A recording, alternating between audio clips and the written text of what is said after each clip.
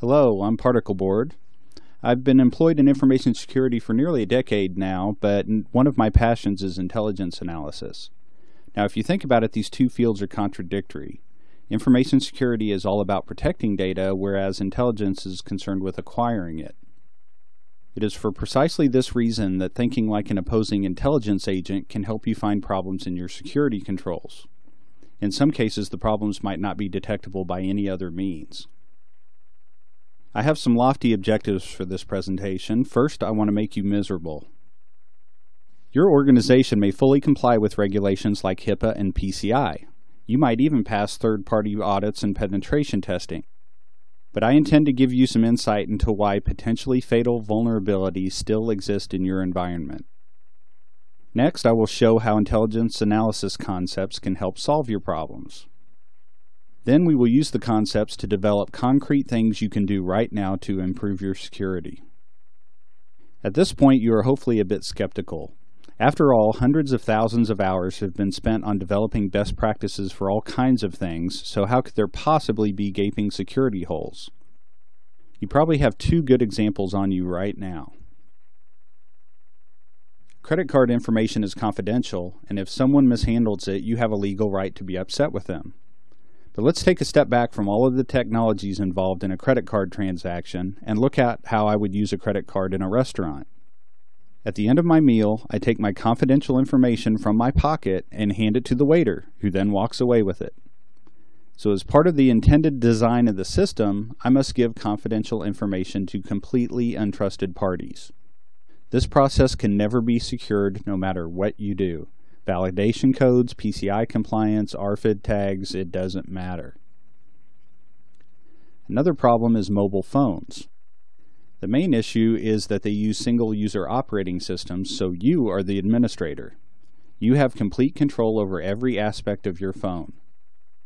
All an attacker has to do is get past you, and they too can become an administrator. So what did you do to prepare yourself to defend your phone from everyone else on the planet? Did you learn a programming language like Java or assembly? Did you reverse engineer your phone's operating system? Did you review your provider's SAS 70, or did you even read the contract that you signed? No, you didn't do anything. There are no obstacles between an attacker and your phone. So credit cards and cell phones in their current state can never be secured, but of course they aren't completely useless or else we wouldn't have them. So why do we use them in the real world despite their vulnerabilities? Credit cards are currently useful because the credit card companies themselves are eating the losses associated with the exploitation of the vulnerabilities.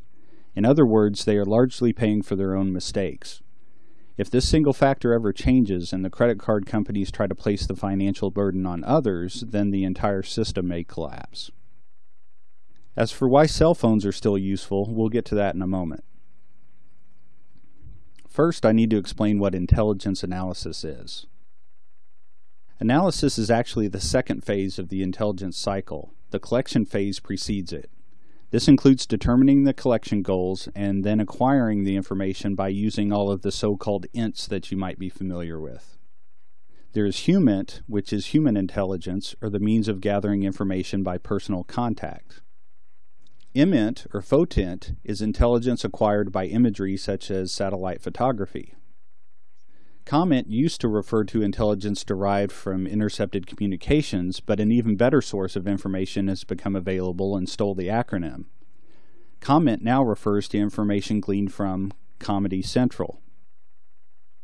So once information has been collected, it can be given to the intelligence analyst. My favorite definition for an intelligence analyst is one engaged in evaluating data acquired covertly and turning it into explanations and judgments. In other words, I'm going to take all the information I can get my hands on and try to explain and predict your behavior. I need to make a very important point here. The fact that the information is acquired covertly has nothing to do with the secrecy of the data. It simply means that you are not aware that I am doing it. So keeping that in mind, why is the perspective of an intelligence analyst so different from yours? The first difference is priority. You may already be familiar with the CIA model of security, but just so there are no doubts, let me run through it very quickly. The C stands for confidentiality, or the assurance that information is accessible only to those who are authorized. The I is for integrity, or ensuring that data is consistent or unaltered.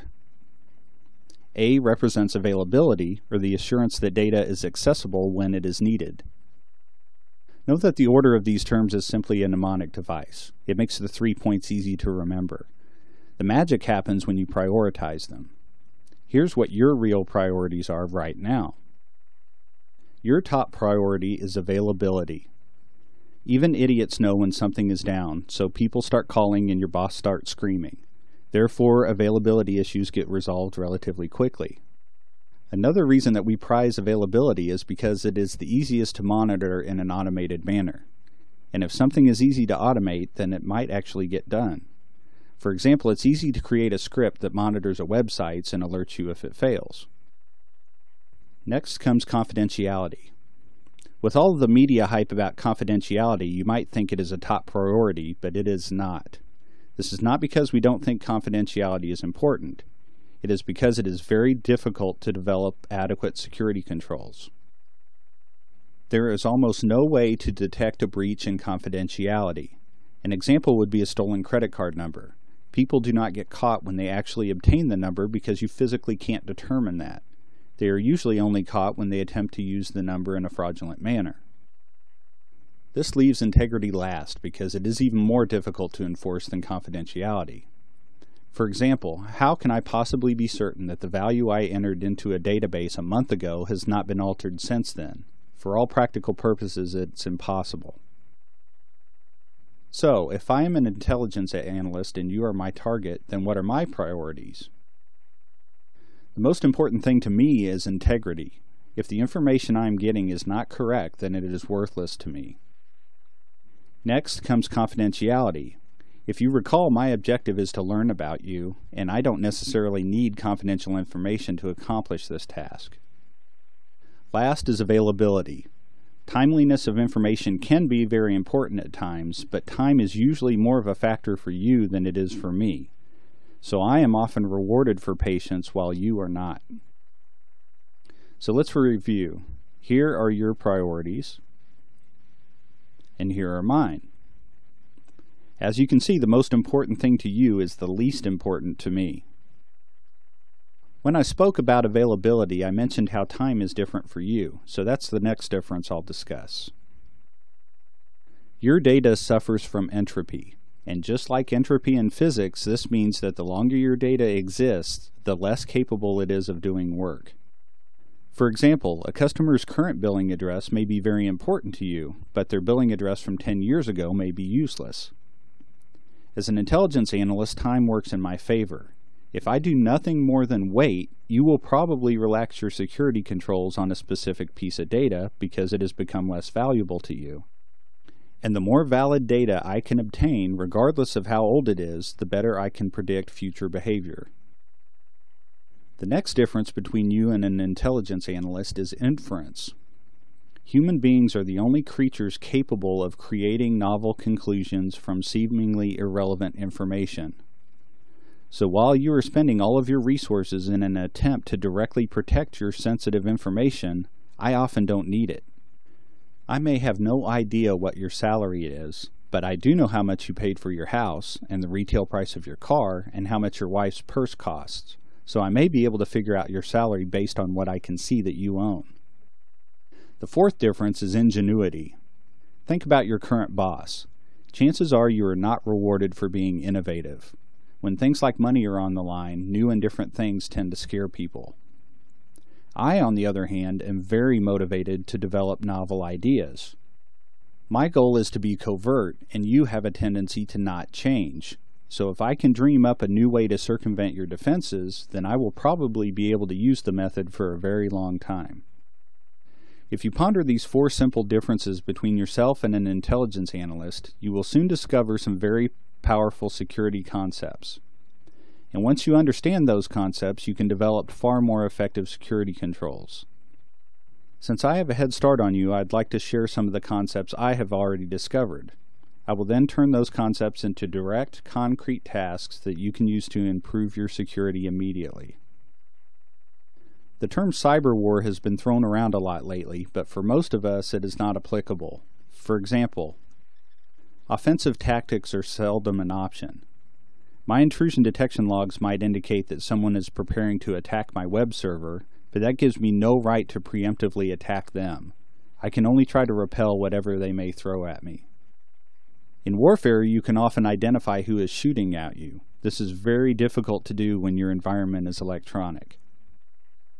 I may be able to stop an electronic attack, but that cannot be considered a victory.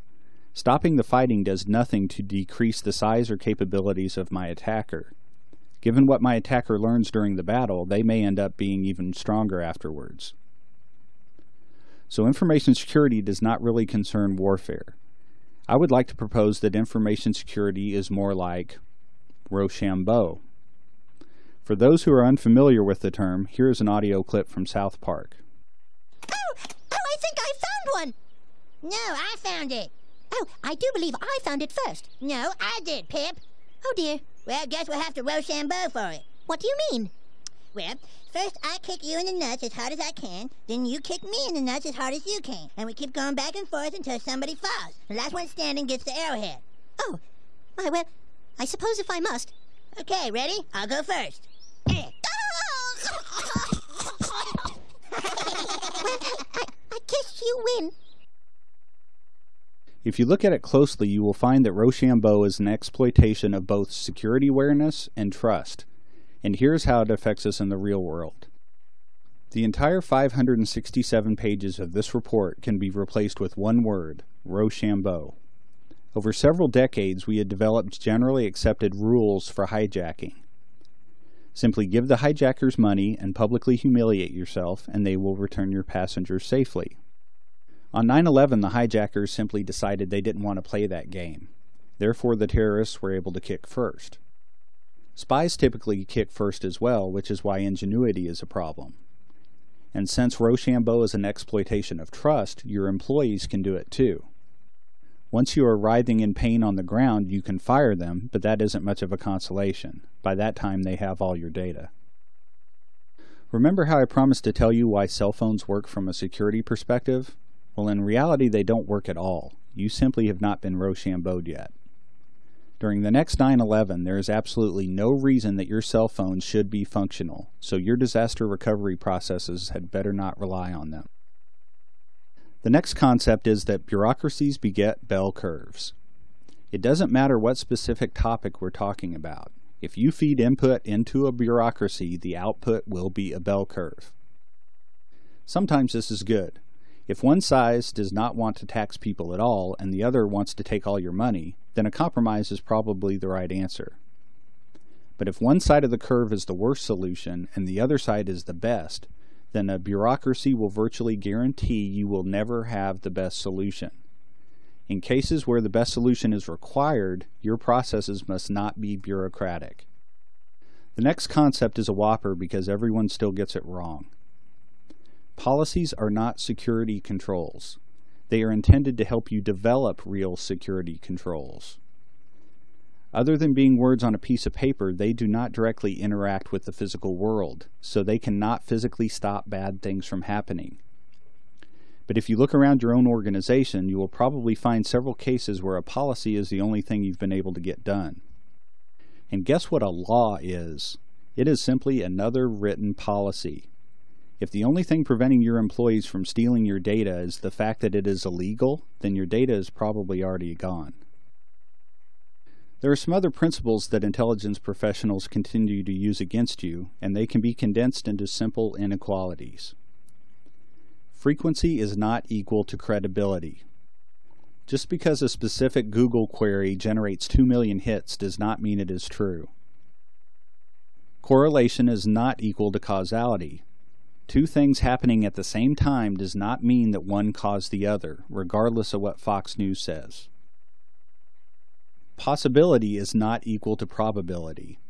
Thanks largely to media hype, we waste a lot of resources defending against threats that will probably never materialize. You need to focus on real risks. Activity is not equal to productivity. Some people are frantically busy all of the time, but this doesn't mean they are accomplishing something useful. This may not seem like a security issue, but this type of person is a big, juicy target for your attacker. If someone lacks the ability to understand what they are doing is of no real value, then they physically do not have the capacity to understand your need for security controls.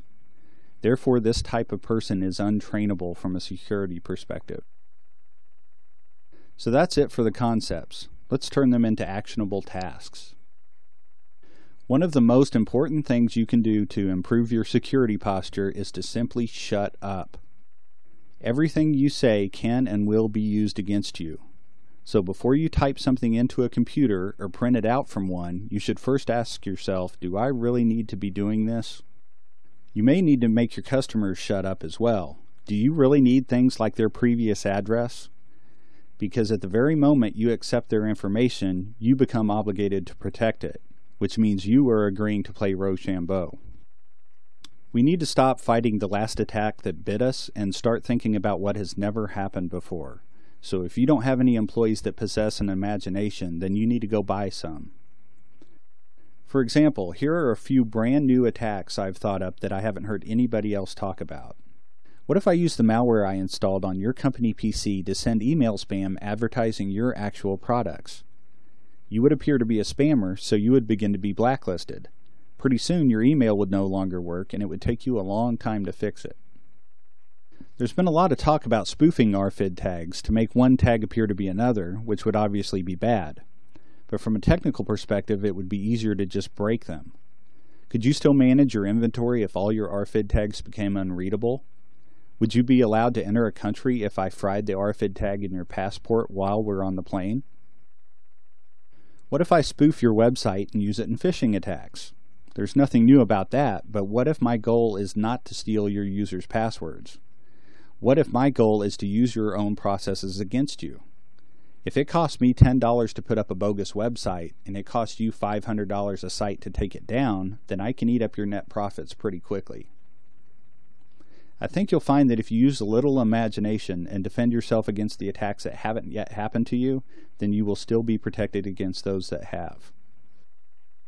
Encryption was never intended to make data incomprehensible forever. One can only hope that by the time their encryption is cracked, the data will no longer be valid. But given the continuing advances in technology, the utility of encryption is waning. It is by no means useless, but there's a struggle going on. For example, it was only a few years ago when single DES was technically acceptable, but now I could crack it for under $10,000. What if I was recording your network traffic back then? Would I be able to obtain data that is still valid, like social security numbers? So let's move this scenario to the current time. If I am recording your TLS encrypted traffic right now, will I get anything of value 5 years from now when I discover I can decrypt it all with my PS4 cluster? One of the ways to address this problem is to return to the days of physical security. If I have no way of acquiring your encrypted data, then it doesn't really matter how weak the cipher is. When it comes to new technical threats, we typically respond by stacking up technologies as though we're playing with wooden blocks. First it was firewalls, then antivirus, then IDSs, then spam filters, then web filters. Now we're supposed to be doing data loss prevention. But remember the entropy of information? Your data is losing value every day, so how are you going to justify an ever-increasing budget to buy all of this stuff? Our current approach is not sustainable. As far as I can tell, the only way to fix this problem is to centralize computing resources, yet again. Next, I would like to combine a couple of our previous concepts and see what we get. Let's start by graphing the effectiveness of your physical security controls. Since you work for a bureaucracy, we already know what that'll look like, right? Of course, it'll be a bell curve. So let's plot where Rochambeau occurs, which is right about here. As you can tell, our physical security controls are not effective, so we'll have to use something else. Let's add logical controls. Well, that didn't work either. Employee training is important, so let's do that. Fine, we'll just buy insurance policies then. Okay, so there's nothing that can stop Rochambeau. Well, not necessarily. If you have an agile attacker, you simply need a quick and decisive response. That means you will need ninjas. Of course, hiring people to stand outside your cubicle with shurikens wouldn't be very effective, so I'm not talking about real ninjas. What I mean is you need to empower individuals to make difficult decisions by themselves. When a serious incident occurs, you can't respond by committee. There's no time for phone calls and approval processes.